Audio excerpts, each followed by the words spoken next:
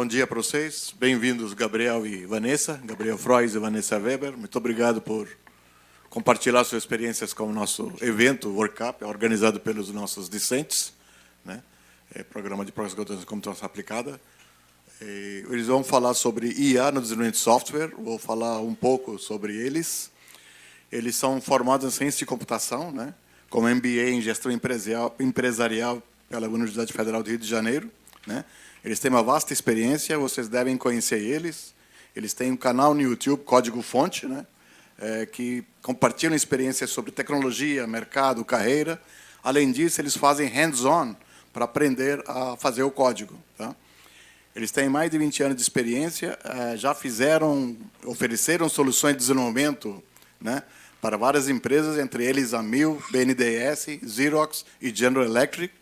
Né? E também, a única coisa que eu posso, com muito mais velho que você, fazer uma sugestão: vocês preferem desenvolver do que assistir cinema. Então, eu prefiro que vocês... Gostaria que vocês considerassem assistir filmes. Não precisa assistir filme indiano, que só tem porrada e dança, mas assistir alguns filmes. Desculpem, brincadeira. Bem-vindos, por favor, fica com vocês. Bom dia. Primeiramente, obrigado pela introdução, obrigado pelo convite. Um prazer para nós aqui estar aqui no INPE. Nós nos mudamos para São José dos Campos recentemente, tem alguns meses, né? Viemos em dezembro do ano passado. Estamos adorando a cidade. Ainda mais, é uma cidade também que respira tecnologia, tem muitos espaços aqui, muitas empresas. Então, estamos aqui num momento também de conhecer, fazer networking. Então, para a gente é um prazer também estar aqui. Né? Sem dúvida, é um prazer. Muito obrigada pelo convite. É incrível, né? Porque lá de Petrópolis, obviamente, a gente também sempre ouviu falar no INPE. E hoje, ter o prazer de estar aqui palestrando para vocês é algo incrível para a gente. E, olha, os cinemas daqui são bem melhores do que os de Petrópolis, então acho que a gente vai passar a ir mais ao cinema, viu? Bom, como ele falou, né, a nossa ideia aqui é falar um pouquinho de inteligência artificial na nossa área de desenvolvimento de software. A ideia é fazer um bate-papo com vocês, então, sempre que tiver alguma pergunta, alguma coisa que vocês queiram falar também, sintam-se à vontade para interromper, para a gente realmente poder fazer esse bate-papo. Bom, já foi feita a introdução, né? Nós, além de trabalhar para algumas empresas, nós também, muito novos, nós nos conhecemos no ensino médio. A Vanessa tinha 14 anos, eu tinha 15, e nós fizemos, na época, ensino médio técnico em processamento de dados, depois fomos fazer faculdade. E muitos novos também, nós nos encontramos como empreendedores. Então, nossa empresa, a gente abriu em 2001, e sempre também com foco no desenvolvimento, na época, aplicativo de desktop, depois para web, e aí estamos nesse mundo aí do desenvolvimento desde então, né? Verdade, nós dois nos tornamos sócios antes de casarmos. Então, temos mais tempo de parceria na área de desenvolvimento do que na área pessoal. Hoje temos, assim como o Alexandre também falou do seu filho, nós temos 2 filhos, só que os nossos já são, um deles um bocado maior, que já está com 15 anos, e o outro de 7 anos, que também estão adorando a cidade. Né? Bom, no caso do código-fonte, fazer uma apresentação rápida, o código-fonte surgiu também um pouco da necessidade da nossa empresa. Lá em 2006, nós trabalhávamos apesar de ter a nossa empresa, nós trabalhávamos separados em cidades diferentes. Fisicamente. E aí, muitas das coisas que a gente ficava discutindo de desenvolvimento, a gente queria compartilhar entre a gente. E aí não existia, ou pelo menos eu não conhecia muito, além de fóruns de código, essas coisas que existiam, para a gente compartilhar entre a gente códigos. Isso aqui dá para usar naquele cliente, isso aqui você usa aqui. GitHub seria muito bem-vindo na época, mas se existia, não era Acho que não, né? Conhecido. Acho que nem existia ainda. E como eu desenvolvia muito, nós desenvolvíamos muito com tecnologia da Microsoft, eu frequentava bastante a MSDN Brasil, não sei se alguém que já ouviu falar. Era também um portal muito legal, que tinha uma interatividade muito boa com os participantes. E aí foi descontinuado, e em 2006 eu falei, vamos criar uma plataforma parecida, porque tinha pontuação, você podia trocar por prêmios. Né? Então, o Código-Fonte surgiu em 2006, justamente como uma plataforma de colaboração de código. Tinha muito código nosso, mas aí, a partir que a gente abriu também, passou a ter muitas pessoas também colaborando. Chegamos, na época, a 25 mil publicações dentro do site, e no auge chegou a ter diariamente 30 mil visitas. E aí o tempo foi passando, e aí eu convenci a Vanessa, depois de alguns anos, em 2016, para a gente começar a fazer vídeo, né, produzir vídeo para o canal. Tudo isso começou porque justamente a gente viu que o consumo dos artigos que tinham no site, que eram muito relevantes, começaram a diminuir, porque o Google passou a indexar também os vídeos e apresentar eles nas respostas. Então, o Gabriel virou e falou, Vanessa, precisamos ir para o vídeo. Eu, de jeito nenhum. Mas, depois de algum tempo, ele acabou, de fato, me convencendo. Fizemos ali, ele me convenceu até falando bem calmamente, Vanessa, não, a gente faz se não gostar, a gente joga fora. Filmamos, fizemos tudo direitinho, jogamos tudo fora. Shift Del estava horrível, péssimo. Depois do terceiro, a gente teve coragem de colocar no ar e, assim, nos preparamos muito, até psicologicamente pensando, porque a internet é um lugar onde as pessoas criticam muito, principalmente na área de desenvolvimento, porque você não tem uma única solução, não tem, às vezes, a solução certa, existe sempre um aprimoramento, existe a outra tecnologia, então a gente sempre ponderou tudo muito isso. Mas tivemos a grata surpresa de acontecer muito ao contrário. Fomos ali abraçados ali pela comunidade e cumprindo o objetivo do canal, que era justamente trazer a tecnologia de uma forma mais leve. Então, isso que a gente sempre tentou fazer desde lá de trás. Quando nós começamos a fazer a faculdade, até na época do ensino médio, nós víamos que a evasão das pessoas que começavam e saíam da faculdade era muito grande, a evasão era imensa. Ainda é imensa, né? E a gente queria entender por quê, né? Por que as pessoas desistem tanto de uma área que é o futuro, que, na verdade, hoje já é o presente de tudo, né?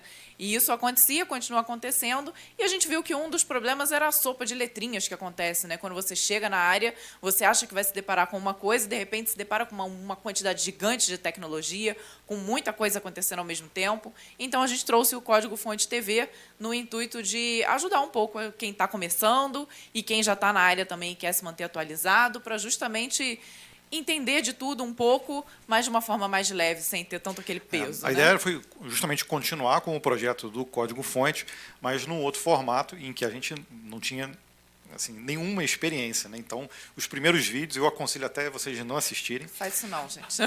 Esquece, deixa eles lá. E aí é um processo contínuo também, a gente aprende todo dia.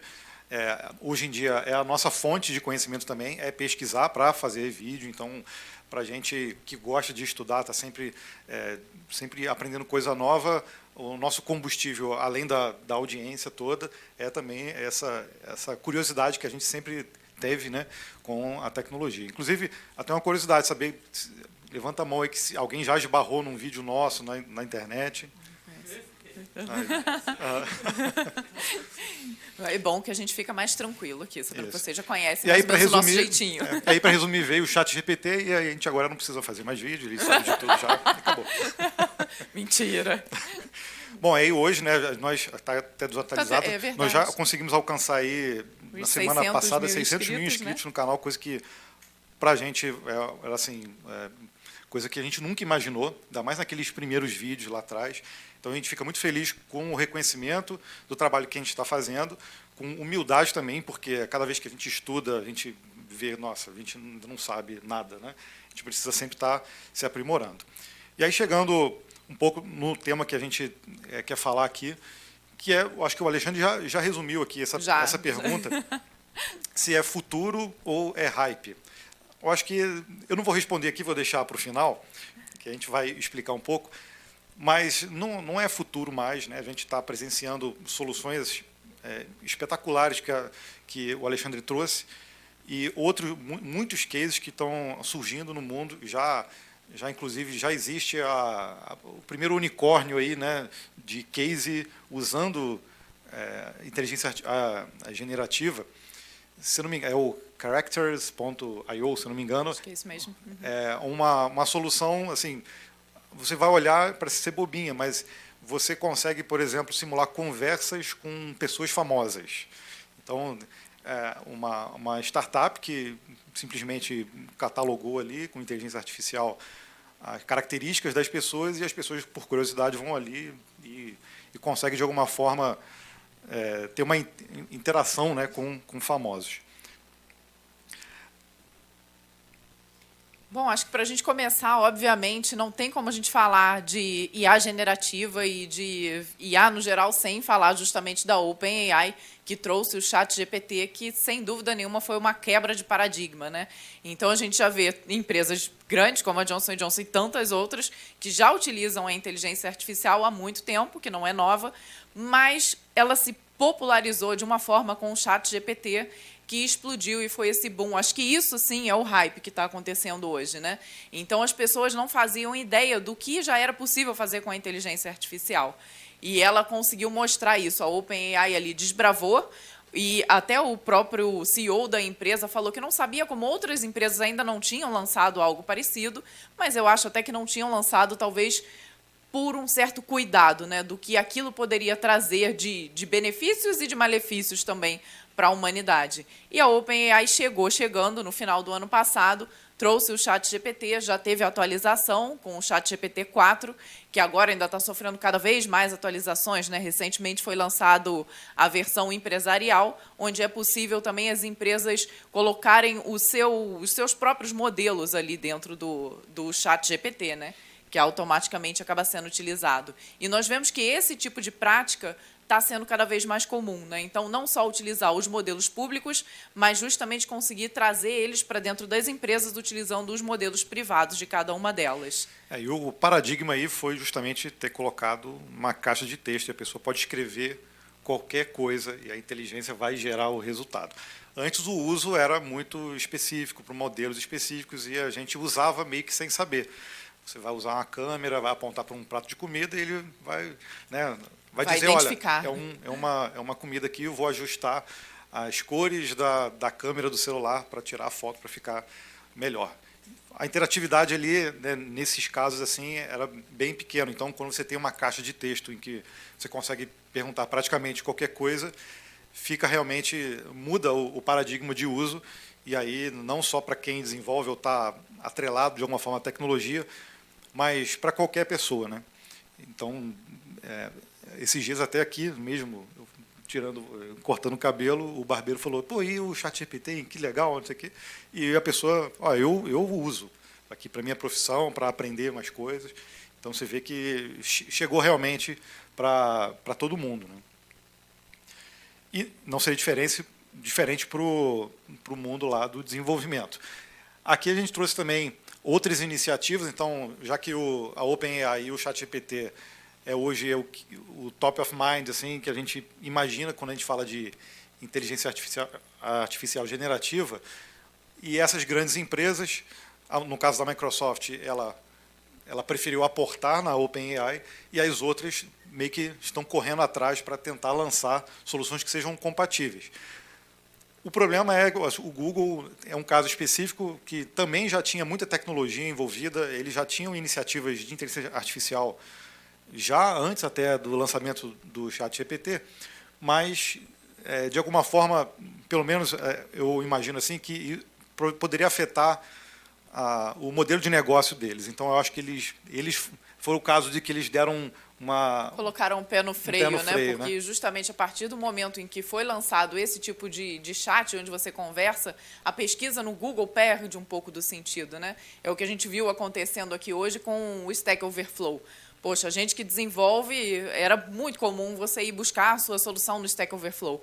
E os dados de consultas dele vêm caindo absurdamente, porque as pessoas hoje já estão indo buscar no ChatGPT, ou até mesmo dentro das próprias ideias, com outras ferramentas que a gente ainda vai falar, né? E no caso do Google, ele está lançando uma iniciativa que já não é muito nova, mas o Gemini, que, na visão deles, vai passar aí até 5 vezes o próprio GPT-4, né?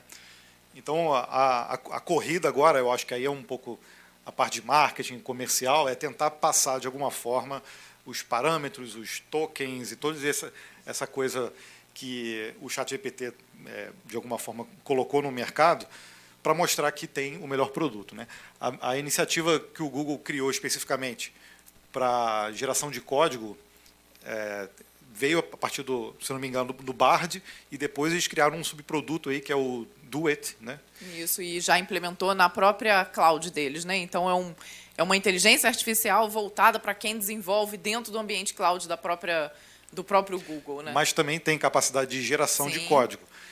E aí não tem jeito. Nós, enquanto usuários, usando o ChatGPT para gerar código e usando o Bard, por exemplo, a gente já percebe que o Bard está engatinhando, parece um bebezinho e não sabe responder, né? Sim, sem dúvida. Nós fizemos até alguns testes e ele lembra um pouco o ChatGPT lá atrás. O ChatGPT não, o GitHub Copilot quando foi lançado lá atrás, que trazia umas alucinações, umas coisas bem loucas, umas chaves Códigos que não deveriam incompletos, estar. Códigos incompletos.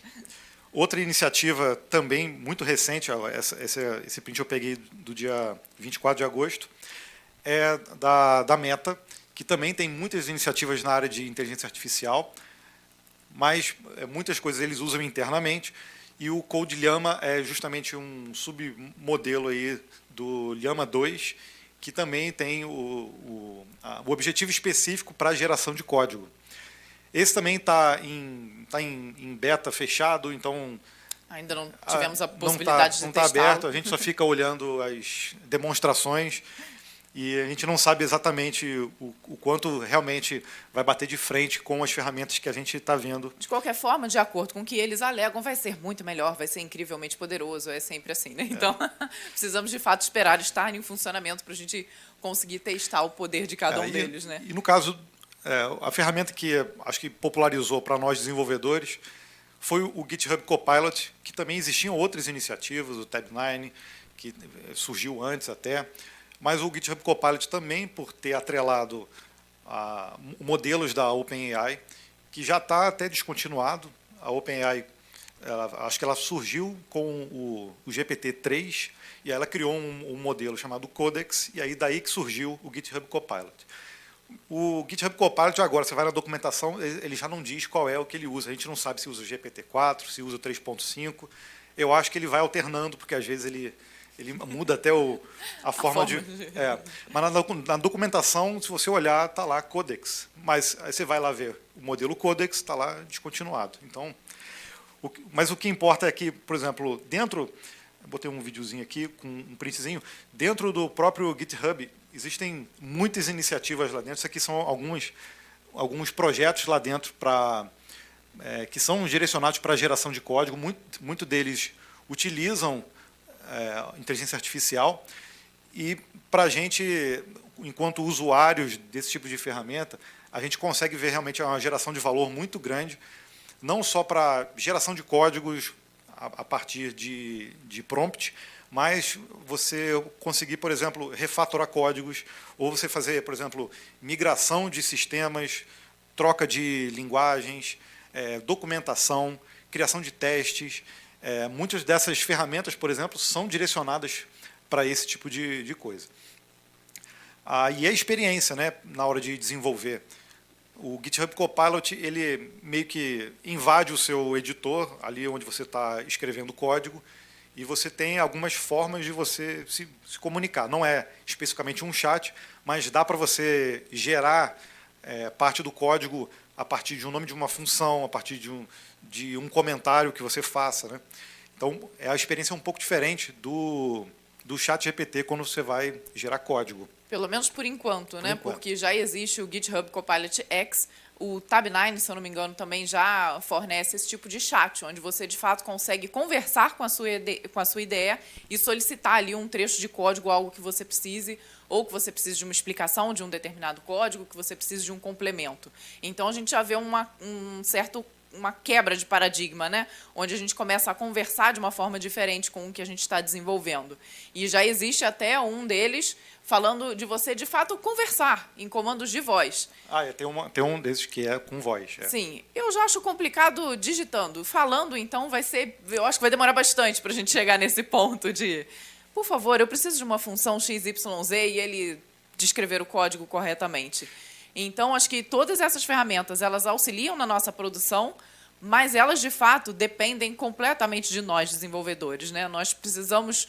Elas agem mesmo como um copilot, como um copiloto ali, ajudando a você a ter um pouco mais de produtividade, né? E aí tem outras iniciativas. Black Box é uma outra extensão também que dá para utilizar nas IDEs. A Amazon também tem o AWS Code Whisper, que também é voltado para soluções internas deles, lá da plataforma de nuvem deles, mas também com geração de código. Claro que cada um vai puxar um pouco a sardinha para o seu lado, né? Se você pedir, provavelmente, para o Code Whisper gerar alguma coisa para o Google Cloud, ele vai dizer que não. Vai falar, não, o meu não, produto é muito melhor. E, no caso, a experiência, né? A experiência de você usar o ChatGPT desenvolvendo realmente é diferente de usar o GitHub Copilot, que já está dentro da IDE. Então, quando você vai começar, por exemplo, um código e você diz lá no ChatGPT, mesmo que você faça um prompt perfeito e o código precisa de algum tipo de ajuste, você vai ter que testar esse código, jogar ele para a sua ferramenta, e se precisar fazer um ajuste, você vai precisar voltar isso para ele, porque a partir do momento que você continuar a conversa, ele não sabe que aquele código não rodou. Então, você fica numa conversa de bêbado, de ficar... Um vai e vem de informações que, na verdade, acaba gastando muito mais tempo do que, de fato, você codificando a solução. Então, né? Então, no primeiro momento, quando você vai gerar uma primeira versão do código, ali consegue te ajudar, é o famoso boilerplate, né? Ele consegue te ajudar, mas a partir do momento que você precisa fazer ajustes pequenos, a gente vê que o nível de produtividade vai caindo, porque você precisa ficar voltando e a linguagem, e você precisa dizer o que você mudou. Não adianta, às vezes, só colar o código lá, você precisa dizer por que mudou também. Então, no final das contas, o dia a dia ali para desenvolver acaba você ficando ali com duas janelas, meio que conversando, meio codificando, aí você codifica, aí você volta para a conversa. Então, em determinadas situações, acaba, às vezes, atrapalhando. Então, por isso que muitas ferramentas acabam usando o chat dentro da própria IDE. Isso também pode auxiliar no dia a dia, mas também tem outra coisa. O chat que você está usando dentro da IDE, ele também não consegue contextualizar completamente. Porque se você abre um repositório muito grande, com muitos arquivos, muitas funções, ele não necessariamente tem a visão total ou do contexto do código em si. No caso, por exemplo, do GitHub Copilot, se você cria um arquivo, coloca uma função lá, e aí você cria um outro arquivo, você precisa chamar aquela função, você consegue até, na própria IDE, ajudar nesse processo de fazer o import, de você usar ali o autocomplete, né? Isso já existe já há décadas. Então, nesse caso, não teria necessidade, se você usar uma inteligência artificial super poderosa para te ajudar a fazer import e te ajudar a preencher código que é próprio seu, né? Exato. Agora, uma coisa que eu e o Gabriel até discutindo muito quando a gente estava preparando aqui a apresentação foi de que nós vimos de que todas essas empresas que lançam, de alguma forma, uma inteligência artificial generativa, todas elas lançam um braço voltado para a codificação. Então, é o Llama, que tem a parte do code, é o ChatGPT, que está embutido ali no GitHub Copilot, de alguma forma. Então, todas elas têm essa visão de que nós, desenvolvedores, necessitamos dessas ferramentas. Acho que, principalmente, pela defasagem de profissionais que vêm sendo formados e pela quantidade de profissionais que o mercado está demandando. Então, pelo menos essa foi uma das conclusões que nós chegamos, né, de que a preocupação de todas essas empresas em, de alguma forma, tentar atender o nosso mercado é justamente para tentar ajudar ao ganho de produtividade e também pelo fato de que trabalhamos com coisas lógicas, né, que supostamente seriam mais simples de serem traduzidas nessa linguagem, né? Mas codificar envolve muita criatividade, né? Exatamente. Então, aí a gente depois, utilizando as ferramentas, descobre que não é bem por aí, né? Por mais lógico que seja, exige muito esforço criativo e justamente para a gente não cair em vários problemas de trazer sempre a mesma solução para problemas diferentes, né? Exato. Por isso que a gente gostou bastante que você trouxe, dizendo justamente que, por mais que você use um modelo que ele faça muitos cálculos e traga ali resultados que podem auxiliar, sempre tem uma visão humana ali para fazer a decisão, né? Se você deixar ele somente como uma caixa preta, ainda mais se tratando de saúde, né, de segurança, então acho que a gente está num momento ainda de aprendizado desses cases todos e é necessário de alguma forma a gente intervir quando necessário, né? Em algum momento tem que ter uma intervenção para dizer, olha, isso aqui pode seguir com o que você sugeriu, ou a gente tem que modificar aqui de alguma forma o modelo. Então eu listei aqui rapidamente alguns benefícios que, pelo menos, eu já percebo no desenvolvimento de software, que a inteligência artificial ou ela pode de alguma forma ajudar uma boa parte do trabalho, ou pelo menos num pedacinho, né?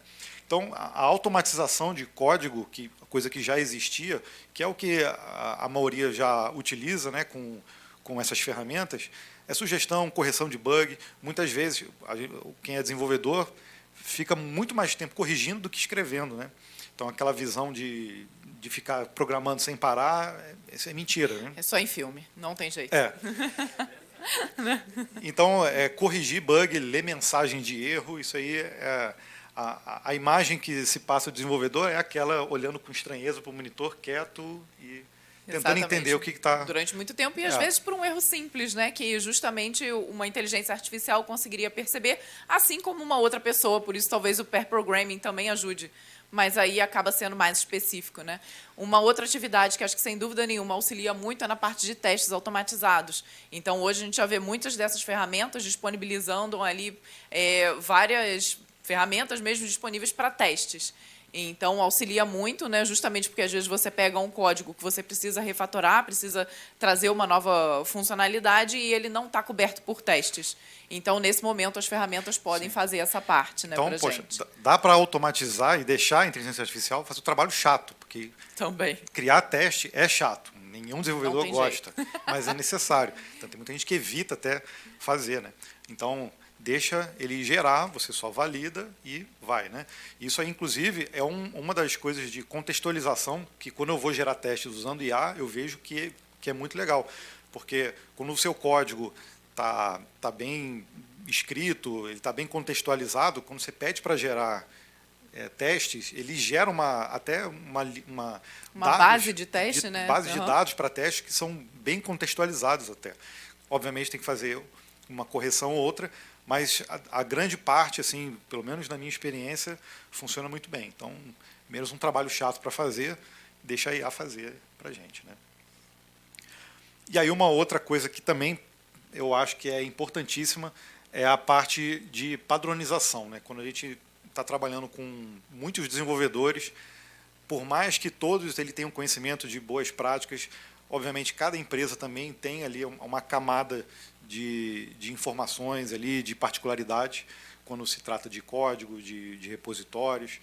Então, a inteligência artificial, principalmente quando a gente usa, por exemplo, uma versão enterprise dessa do ChatGPT, onde é possível treinar um modelo privado e usar também uma parte pública, você alimentar com informações internas da empresa. Obviamente tem uma parte aí de segurança, privacidade, que a gente vai falar também, mas quando a gente consegue implementar isso dentro principalmente dentro de código, a gente consegue até implementar ferramentas internas que ajudam a padronizar. E isso ajuda muito, não só para quem está entrando na empresa, para quem vai para começar a desenvolver com a empresa, mas de deixar um legado de código também, né? Então, a coisa de, sei lá, 20 anos atrás, você conseguia ver que cada um programava do seu jeito.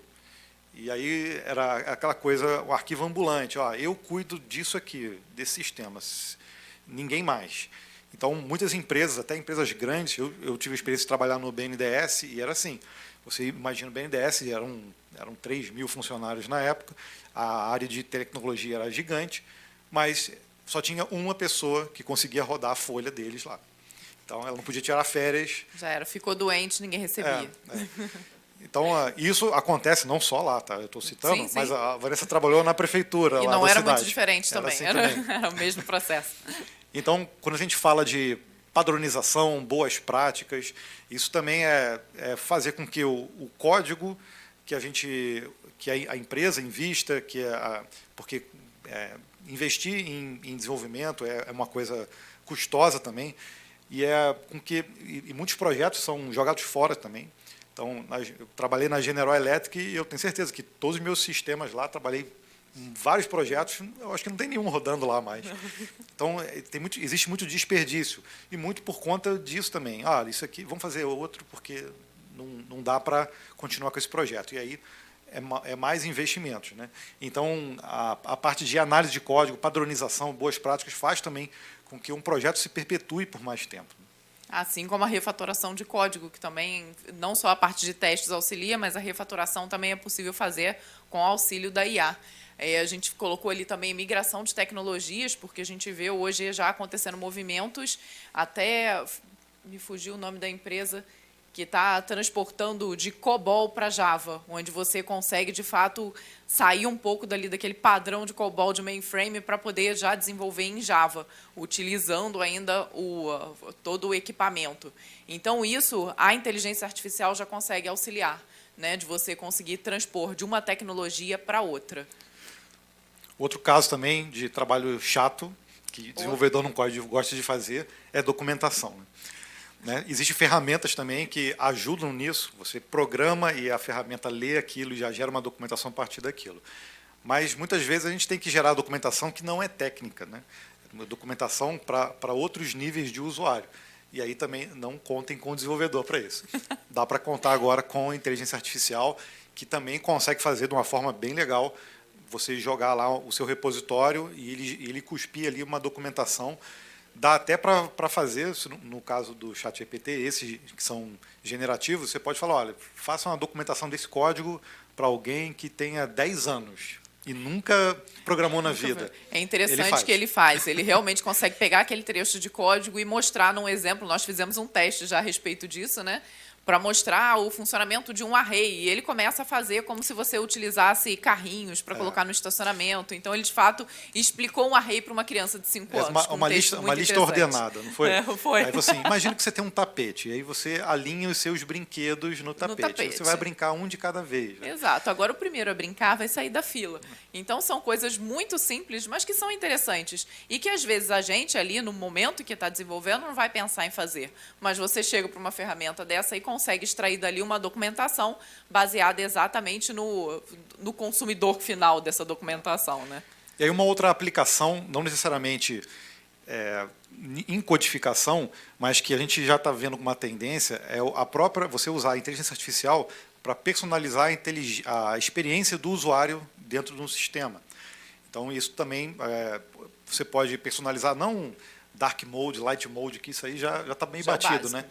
Mas outro tipo de informação. Se você está usando um banco e você sempre usa, sei lá, a função de Pix, por que eu vou deixar no submenu? Né? Então, você já pode, de alguma forma, colocar uma certa inteligência ali na interface mesmo de usuário para ajudar as pessoas na utilização. E até a níveis de segurança também, né? Empresas já conseguem visualizar a forma como você navega no seu dispositivo, a forma como você digita, e você traz aquilo dali como um novo 2FA, né, para você realmente identificar que aquele usuário é aquele usuário que está mexendo no momento. Né? Tem, né? Então, tem também. Quem que faz isso? É a Mastercard faz. Mas nem tudo são flores, né? Então, nós temos aí os desafios de se utilizar a inteligência artificial. Isso porque nós nem vamos entrar aqui no mérito filosófico, falar da humanidade. Vamos partir apenas para uma parte bem técnica aqui, olhando aqui para o nosso lado enquanto desenvolvedores. Mas uma das coisas que a gente vê acontecendo muito é justamente a confiabilidade e a qualidade das sugestões. Saiu um estudo recente dizendo que a qualidade das respostas geradas pelo ChatGPT caiu mais de 90% nos últimos meses. E isso porque tem meses que ela foi lançada. Então, é algo que a gente realmente precisa estar atento. Né? Não, e isso provavelmente tem um cunho comercial, porque, por exemplo, um desses estudos, se não me engano foi até em Stanford que fez isso, colocou que o cálculo, por exemplo, de números pares dentro do ChatGPT, primos, né? de primos, eles já diminuíram, porque isso precisa de um poder computacional grande, Então, eles têm um limite ali até onde eles vão. Então, eles diminuíram isso porque eles têm o interesse de que o GPT-4, principalmente, avance na velocidade da resposta, e que tenha também uma limitação computacional ali. No caso de geração de código, também a gente tem visto um aumento nas respostas que não são tão assim, relevantes ou satisfatórias, pelo menos, né? Isso, de certa forma, mostra que nós, enquanto desenvolvedores, a gente não pode depender, assim como a gente não pode depender de linguagem, a gente não pode depender de ferramentas específicas para desenvolver. A gente tem sempre que ter o senso crítico e saber avaliar 100% das respostas que estão vindo ali. Então, a nossa preocupação não é agora, porque a gente acabou presenciando o lançamento dessa ferramenta, então a gente está vendo uma coisa mudar. Mas a gente sabe que isso vai avançar e daqui a 5, 10 anos a gente pode estar presenciando aí uma mudança de paradigma até na formação de novos desenvolvedores. Então, é muito importante, assim como o desenvolvedor não gosta de fazer teste, tem muito desenvolvedor, por exemplo, que não gosta de estudar a estrutura de dados, prefere ir direto para uma tecnologia que já abstrai as soluções. Então, as pessoas evitam cada vez mais as coisas complexas. Então, se a gente tem uma ferramenta que já faz parte do trabalho, eu não preciso avaliar a resposta que ela está me dando. Então, isso, para a gente, na nossa visão, é um problema. E é um problema não só no momento em que você está desenvolvendo, né, mas a partir do momento que você embute aquela resposta num sistema, sem que o terceiro saiba o que está sendo feito para trazer aquela resposta.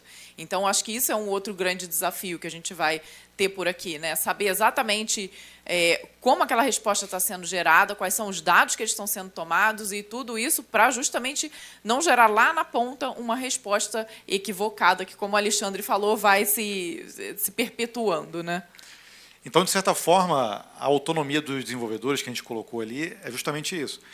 É não transformar as ferramentas numa caixa preta em que a gente não tenha mais poder de decisão e de avaliar o resultado que está sendo. Então, se a gente hoje tem uma caixa de texto que a gente consegue digitar e ela colocar um código para a gente, que aquele código, de certa forma, tem que ser 100% avaliável. Só que o que a gente está vendo surgir, e é uma tendência também, são ferramentas que cada vez mais vai tentar automatizar a partir da inteligência artificial e o nosso poder de avaliação ali vai diminuindo. Então, daqui a pouco, obviamente, já existem várias ferramentas para você fazer programação visual, mas muitas dessas daqui a pouco a gente não vai poder clicar ali, editar e ver o que está sendo gerado. Aquilo ali está vindo de alguma outra ferramenta e isso pode ser também um ponto que a gente tem que olhar, né? Por isso que desenvolvedores precisam estar cada vez mais atentos e conseguir cada vez mais serem críticos o suficiente para conseguir entender que aquilo que está vindo nem sempre, por mais que pareça, é o que está de fato correto, né? E aí entra aí, na parte da ética e licenciamento de direitos. No caso, por exemplo, do Bard, se a gente faz uma pergunta para ele, ele cita a fonte, né? No ChatGPT, eu acho que estão trabalhando nisso, mas a gente já viu dentro da empresa pessoas falando que não tem como, porque o que foi alimentado ali não tem necessariamente a fonte de onde veio. Então, quando ele coloca a resposta, ele não consegue identificar de onde veio. Isso aí pode realmente estar infringindo, não porque está público na internet, é porque pode ser usado. Tem muito código, principalmente, que está ali sobre um tipo de licença que você precisa fazer referência de onde veio a fonte. Então, mesmo que ele gere parte do código, aquilo veio de alguma fonte e ele não consegue, de certa forma, citar de onde que veio essa informação. Exato. Ali nós colocamos também uma personalização com viés. Não o viés que também acontece nas inteligências artificiais, mas pensando num viés na parte tecnológica. A partir do momento em que todo o código que está ali já está disponível e ele está sendo disponibilizado pela própria inteligência, ele vai passar justamente a utilizar sempre o martelo para resolver qualquer problema. Então, esse é o perigo desse viés na área de tecnologia. É ele não conseguir inovar, ele não conseguir trazer novas soluções para diversos problemas e tentar sempre resolver tudo com a mesma ferramenta, né? No caso do ChatGPT, eu acho que todo mundo sabe que o modelo foi treinado até setembro de 2021. Então, se a gente for perguntar sobre o BAN, aqui, um runtime novo do JavaScript, ele não conhece. Se a gente for perguntar sobre o GPT-4, para ele não conhece. Se a gente for perguntar sobre a API do ChatGPT, ele também não conhece, porque ainda não tinha sido lançada. Então, muitas das respostas ali está limitada, ele já foi lançado, obsoleto, né? já foi lançado defasado. Então, isso de certa forma acontece nesses tipos de inteligência artificial. E aí, quando a gente fala de viés, a gente diz justamente porque a partir do momento que a gente está usando isso para gerar conteúdo para a gente, e esse conteúdo está sendo disponibilizado novamente, a partir do momento que a gente tiver um novo treinamento disso, muitas dessas informações já são geradas pela própria inteligência artificial. Ela vai acabar se retroalimentando, o que pode ser incrível para algumas pessoas, é o que até vai, de fato, causar o problema, mas o fato é que você não vai ter informação nova, né? Você vai estar sempre se retroalimentando de coisas que estão antigas. Então, essa é uma das preocupações. O próprio CEO da OpenAI já falou a respeito disso. Ele estima que em 2026 você já não vai ter mais informações novas para você treinar novos modelos. Então, é algo que nós vamos ter que esperar aí para ver como é que vai ser. E ele até citou, numa notícia, dizendo que mal o modelo GPT foi lançado, já está obsoleto. Né? Ele até dizia que o GPT-5 não existiria, mas ele já, na dúvida, ele já... Mas já está registrado lá em marcas e patentes, já está registrado o GPT-5. Mas ainda não, teoricamente, ainda não vai ser utilizado. Exatamente. E aí é isso que a gente falou, da obsolescência, privacidade e segurança. E aí a gente tem alguns casos já. O primeiro caso, acho que foi mais emblemático, foi a Samsung, em que um desenvolvedor lá, usando o ChatGPT, imputou lá informações de produtos que ainda não tinham sido lançados, e ele queria resolver algum problema lá interno, e aí a Samsung viu e já cortou o uso. E, inclusive, é uma das recomendações do próprio ChatGPT. Se você entra na aplicação, a primeira coisa que ele bota embaixo da barrinha as informações que você coloca aqui podem ser analisadas, então tenha cuidado com o que você vai perguntar aqui ou você vai imputar dentro da caixa de texto. Por mais que elas não estejam retroalimentando o modelo, elas são analisadas, então dá para saber se foi bem avaliada, se foi mal avaliada, e isso daí para empresas como a Samsung gera um problema enorme, né? Porque foi relatado até de pessoas colocando documentos que tinham dados sensíveis para simplesmente tirar um resumo do documento. Então, são 5 páginas, vou ler o resumo aqui rapidinho. Só que dali iam informações sigilosas para outro país, para outra empresa e tudo mais. Né? Exato.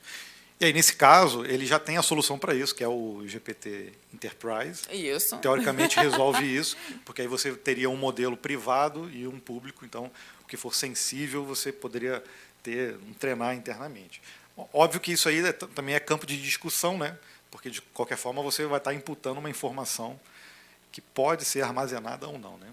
Uhum. Bom, e por fim, a gente colocou ali justamente essa visão holística dos devs, que é justamente um pouco do que a gente já falou aqui, de que o desenvolvedor vai ter que ter essa capacidade de olhar o sistema como um todo, de olhar todo o desenvolvimento. Então, às vezes, a ferramenta vai te ajudar ali em um determinado ponto, mas você vai ter que ter a capacidade de abstrair aquilo dali para ver o que de fato está correto da resposta que eles estão te passando. É engraçado que, de certa forma, quando a gente fala de criar equipes, times de desenvolvimento, a tendência sempre foi de você dividir as tarefas. Né? Então, a gente tem por exemplo, muitas empresas que atuam com arquitetura de microserviços, então você consegue dividir mais ainda as responsabilidades. Às vezes, um pedacinho do sistema é um time específico. E aí, quando a gente coloca uma visão holística, é porque também a gente percebe que quem atua muito nesse tipo de sistema, de arquitetura, acaba perdendo também a visão geral. O que você trabalha? Eu trabalho desenvolvendo o favoritos do Mercado Livre. É assim, caramba, é só isso. Eu administro esse microserviço. Então, a gente, por exemplo, a gente tem que, cada vez mais, trazer para quem desenvolve uma visão geral daquilo que ele está desenvolvendo. Então, se parte do trabalho, a ferramenta com inteligência artificial vai poder nos ajudar com uma produtividade, então traz para a gente uma responsabilidade também de ter uma visão maior também de negócio, de projetos, né? Não só da tecnologia específica em que a gente está atuando. E aí vamos responder, né? Vamos responder a pergunta, que na verdade já estava respondida, né? De que a IA não é o futuro, ela de fato é o presente. Até para vocês, muitas pessoas não conhecem, nós trouxemos aqui esse Futuripedia, que é uma ferramenta de busca para serviços de inteligência artificial. Então, ali você, a cada dia, vê ela sendo renovada com novos serviços sendo encontrados dos mais diversos. Eu fiz o print de manhã, já tinha tá ali em cima, mais 12 ferramentas já criadas. Sim. Né? Então, é interessante porque dali dá para a gente ter uma noção, né? Porque hoje a própria OpenAI já abriu para você criar aplicações ali para dentro dela, então você vê cada vez mais aplicações sendo criadas. E tudo isso fora as empresas utilizando o modelo dela e de tantas outras empresas também. Então, você vê assim que o número está quase que exponencial atualmente de criação de ferramentas de inteligência ferramentas, artificial. vide, que, no fim das contas, geram negócios, geram valor para determinados nichos de mercado. E é como esse que eu falei lá do Characters, né, que para você conversar com gente famosa, para muitas pessoas, aquilo ali, para mim... É uma bobeira, mas uma bobeira. Às vezes é interessante você ter uma conversa com Einstein ali, imagina. Mas, assim, e principalmente acho que é o futuro, sem dúvida nenhuma, né? É o presente, não é um hype, porque isso já está entregando valor. Então, você vê, do desenvolvimento da vacina, de medicamentos e de tantas outras coisas, a inteligência artificial já é capaz de gerar um valor e de trazer um resultado positivo. Então, óbvio que a gente não vai aqui achar que vai ter a Rose dos Jacksons em 5 anos aqui ajudando todos nós na nossa casa, mas a gente, sem dúvida nenhuma, vai ter cada vez mais a presença de determinadas ferramentas. Quem conhece a Rose dos conhece? Jetsons? Ah, meu Deus, quem conhece a Rose? Acho que ninguém conhece. Ah, viu? Não entreguei tanto minha idade. A maioria conhece. Mas, até me perdi, Gabriel. Mas a gente vai ver cada vez mais essas tecnologias empregadas nas mais diversas áreas de trabalho, né? Bom, então o recado, né? Eu acho que a gente está numa instituição que respira conhecimento e o que a gente costuma falar também para quem assiste o nosso canal e quando a gente tem a oportunidade de fazer palestra, e acho que é meio óbvio também, é que a gente tem que ter a capacidade de se adaptar ao ambiente, continuar estudando. Pelo menos acho que na minha geração ainda, eu estou com 43, na minha geração ainda se falava muito, olha, vai fazer uma faculdade para você ter uma profissão e aí você começa a trabalhar. E hoje em dia eu não tenho mais essa visão. Eu tenho que fazer a faculdade, sim, mas eu tenho que continuar estudando. Sair com aquela visão de que você já está preparado para uma determinada profissão, eu acho que já está obsoleto. Como você falou muito bem aqui no início da palestra, a Johnson é uma empresa de tecnologia. E como grande parte dessas empresas antigas, centenárias, hoje, para se manter também, precisam virar empresas de tecnologia. Eu acho que hoje nenhum negócio mais consegue conviver longe da tecnologia. É preciso, de fato, estar aliado ali à tecnologia para conseguir evoluir, né? E aí cai nisso. A gente que já trabalha com tecnologia, acho que se você esperar estar 100% pronto para entrar no mercado de trabalho ou para desenvolver alguma coisa, esse momento nunca vai chegar, né? Porque a gente, de fato, precisa estar ali aprendendo a todo momento, né? Bom, basicamente é isso que a gente queria dizer aqui sobre desenvolvimento. Acho que tem muita coisa, a gente trouxe coisas que são muito atuais aqui, do mês passado, e que ainda estão em desenvolvimento, ainda estão em beta, mas o que a gente pode dizer é que as ferramentas que já existem e que a gente está experimentando desde o início do final do ano passado, já geram valor. Não é à toa que muitas empresas já estão adotando em larga escala aí para os desenvolvedores. Muitas empresas estão bloqueando, mas muitas empresas estão adotando. Então, a tendência é continuar crescendo, adotar no momento em que a empresa sentir que tem ali um valor que está sendo gerado e agregando, né, aos negócios. Quem não segue a gente ainda aí, pode seguir. A gente está presente no LinkedIn, no YouTube, que é o nosso principal canal aí de comunicação, e também no Instagram.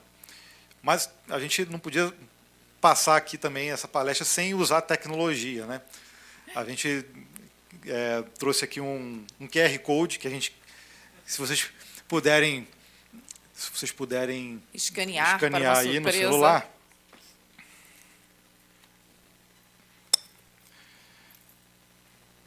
A gente trouxe aí uma camiseta para poder sortear, uma camiseta do canal. Mas vou ter que contar a história desse QR Code aí, né? Nós íamos fazer uma palestra, que tem uns 10, 15 dias no máximo, na FATEC.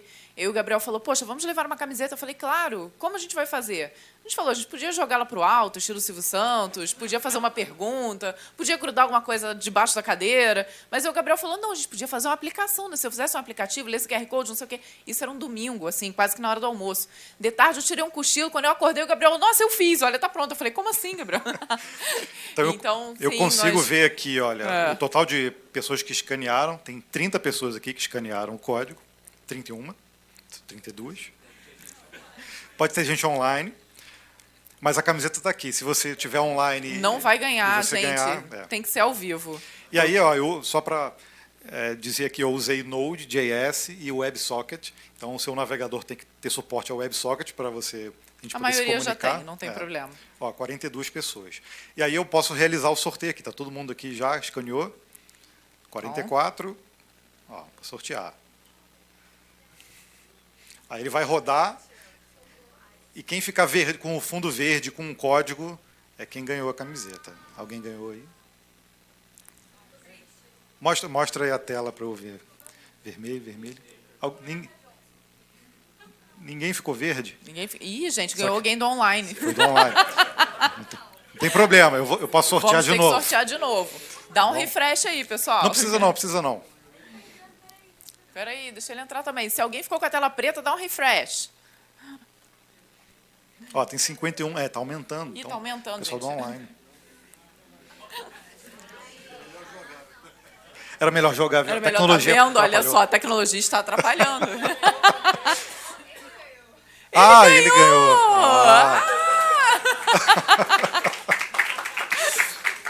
O ganhador estava escondido. Deixa eu conferir o código aqui. OPPT. É isso aí, ó. Então, valeu. Mas a surpresa, nós trouxemos outra camiseta. São duas. Tem duas. Uma é M e uma é G. Aí depois, quem ganhar, vê aí. Então pode Então, sortear vamos mais novamente. Não.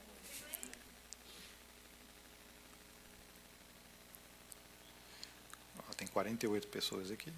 49, 50.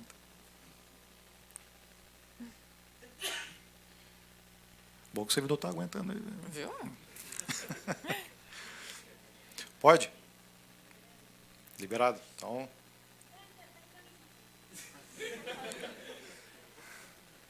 Ó, sorteei novamente. Rodou aí. Aê! Confirma o código aqui. Confirma o código que está aí. Isso aí. Só uma brincadeira para a gente também usar um pouquinho de tecnologia, né? Então é isso. Muito obrigado aí pelo espaço. Gente, muito obrigada, viu? Foi um prazer imenso.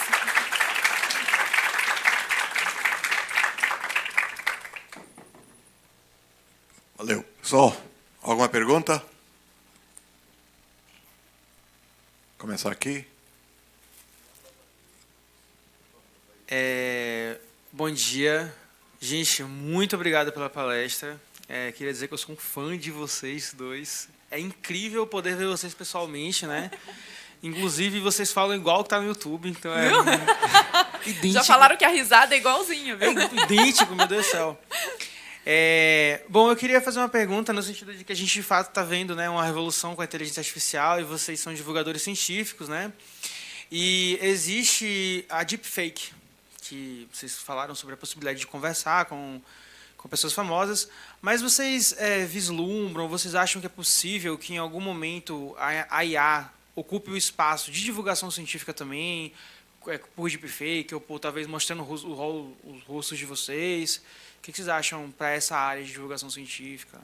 A IA, chega lá. Olha, vamos lá. Eu acho que tecnologia para se fazer isso já se tem, né? Acho que já se provou, já viram diversas vezes até a foto do Papa, que ficou super famosa usando o casaco de grife, né? Então, esse é um dos problemas que acho que a gente vai ter que aprender a como lidar, né? Porque os governos vão ter que, de fato, conseguir leis o suficiente para poder restringir esse tipo de utilização. Recentemente, acho que foi o Google está lançando uma solução como se fosse uma espécie de uma marca d'água em imagens para que elas sejam facilmente identificáveis como imagens geradas sinteticamente. O comercial da Kombi, né?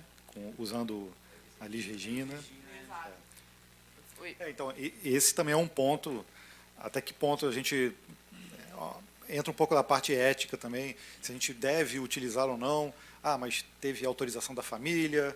Então, para quem é fã, por exemplo, poxa, é uma nostalgia, mas existe outras coisas por trás também, né? Eu acho que, como a Vanessa falou, eu acho que tecnologia tem, mas, de certa forma, eu acho que essa é a barreira que, de alguma forma, uma regulamentação ela tem que existir, né? Tanto para uso quanto para esses casos aqui, eu acredito que não se deva utilizar.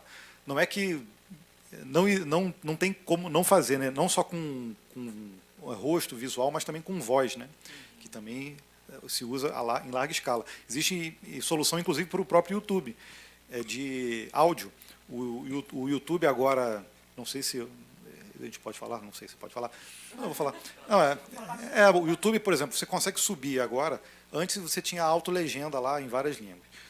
Você pode subir agora áudio em outras línguas, e aí o seu vídeo consegue, né, se propagar em outros países também.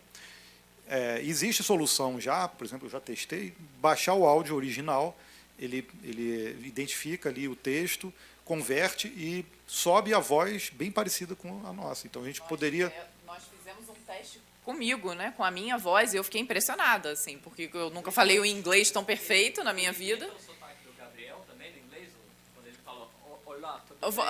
Não, ele não tem essa capacidade.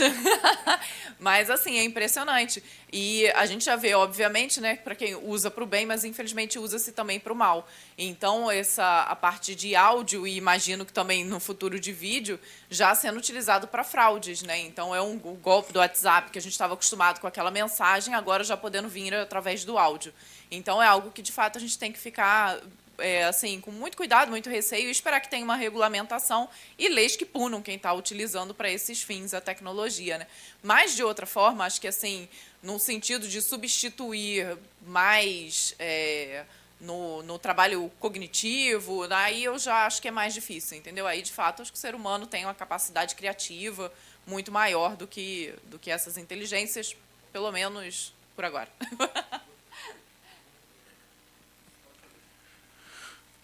Excelente, tá? Eu achei que vocês colocaram uma coisa... Poxa, eu acompanho vocês, eu acho que faz tempo, tá? Poxa, bem obrigado. tempo. Lá atrás, até uma vez eu estava em frente ao computador, só contando rapidamente, e eu falei assim, poxa vida, eu acho que eu vou fazer esse curso aqui. Vocês também colocavam uma proposta de curso, né? Eu acho que cheguei a ver alguma coisa também. E aí, ou indicação, vocês indicavam. Sim. Eu falei, poxa, vocês estão indicando. Agora, vendo vocês pessoalmente, eu olho assim, olhando para um professor, sabe, com respeito, porque daquela história que vocês trouxeram, né? Mas o que eu queria colocar é o seguinte, por minha formação é engenharia, e agora eu estou fazendo psicologia, e estou querendo fazer um trabalho associando a engenharia à psicologia. Por quê? Porque eu estou tentando fundamentar um trabalho que as pessoas erram. Calma, todo mundo tem um fator de erro. Então, por mais que você se prepare, por mais que você estude, por mais que você faça PhD 2, 3 vezes, você tem um fator de erro que você traz embutido na sua história genética, né? E esse é o estudo que estou querendo desenvolver. E aí, eu fui buscar isso no ChatGPT, que vocês colocaram tão brilhantemente. O ChatGPT, ele colocou uma receita e eu achei muito interessante. Aí eu fiquei pensando naquilo que vocês colocaram aqui, né? Que eu até coloquei como que a inteligência artificial ela só substituirá quem insistir em resistir. E eu, de forma alguma, poderia, de algum jeito, ter aquele resultado que eu obtive no ChatGPT. Eu acho que eu levaria muito tempo para chegar naquela conclusão. E o que eu quero dizer é o seguinte, eu acho que é exatamente isso, né? Nós temos que estar totalmente flexível a essas novidades. de tal forma que pessoas tão competentes como vocês assim e todo esse enganjo aqui nos dê a proporção que nós precisamos. Então, realmente, eu quero voltar a dizer que eu achei muito legal a palestra suas. Concordo com ele, a voz é igual, tá? Realmente. Quando vocês começaram a falar, nossa, eu estou no YouTube. Não, pessoalmente. Então, eu quero agradecer a oportunidade e desejar para vocês todo sucesso, porque vocês trouxeram uma história aqui, sabe, comigo, lá do tempo que eu estava iniciando um trabalho, na engenharia, inclusive. Poxa, Excelente. obrigado. Obrigado. E você falando, inclusive... Desculpa, eu interrompi a palmas. Você falando, inclusive, eu lembrei, na época da faculdade, o meu coordenador lá, ele era também formado em matemática, e ele estava fazendo um doutorado em inteligência artificial, isso lá em 2004. E ele para fazer isso, ele fez psicologia, hoje ele é psicólogo. Então, ele já também associando o uso de algoritmos na época lá, e todo o trabalho dele, envolvendo, ele percebeu que ele precisava entender também de psicologia, né? Então, eu acho que hoje a gente percebe que são duas áreas que andam juntas, são né? duas, Precisam de fato andar juntas. A frase que você destacou, né, de que a gente não só vai ficar para trás quem insistir em resistir, a gente achou muito legal por conta disso, porque de fato a gente não adianta você querer fingir que a tecnologia não está ali, que a inteligência artificial não vai mudar diversos paradigmas e de que muitas profissões talvez deixem de existir, enquanto outras vão de fato ser diferentes, né? E por isso é uma frase tão importante. A gente destacou ela justamente nesse ponto, né? Então gostei de você ter ali percebido essa frase, né? Ah, que legal.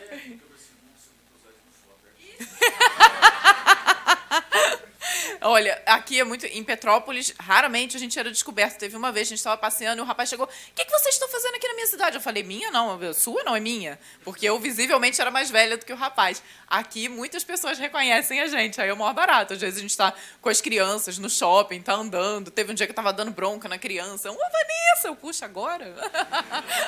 Então é muito interessante mesmo. E, assim, a cidade está sendo incrível justamente por conta dessas oportunidades. Então, assim, abriu portas para a gente que, estando lá em Petrópolis, nós não teríamos, né? Então, está sendo muito legal estar aqui hoje conversando com vocês, ter ido na FATEC, ter a proximidade em São Paulo, conseguir participar dos eventos. E fora o clima aqui da cidade é muito gostoso, né? A possibilidade de andar de bicicleta.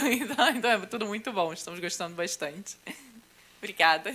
Pessoal, a gente está com tempo curto. Quem tiver conversa, vocês não querem conversar no coffee break com eles? Pode ser? Podemos. O coffee break vai começar e vai ter feijoada e cerveja no coffee break aí, tá bom? Até mais. Aí, antes de a gente encerrar aqui, eu gostaria de, além de agradecer a presença de vocês, vem cá, Alexandre, vem. Vocês vieram aqui, apresentaram um trabalho muito legal de vocês, compartilharam bastante experiência e trouxeram até brindes. E um pequeno gesto de gratidão que a gente pode ter em relação a isso é que a gente tem aqui alguns posters e algumas canecas e cada um pode escolher um. Fiquem à vontade.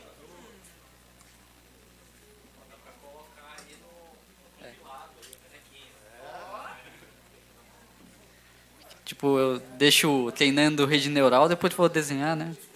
Daí acontece isso. Fiquem à vontade.